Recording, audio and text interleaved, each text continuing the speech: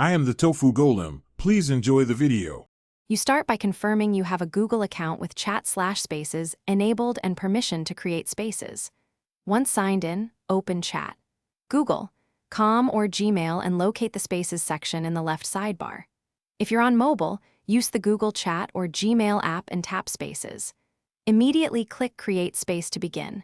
This is the first actionable step because it moves you from setup into building a collaborative area where messages, files, and tasks will live.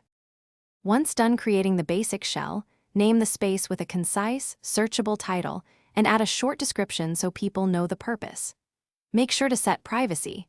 Private if you need invite-only control, or discoverable within your org if you want visibility.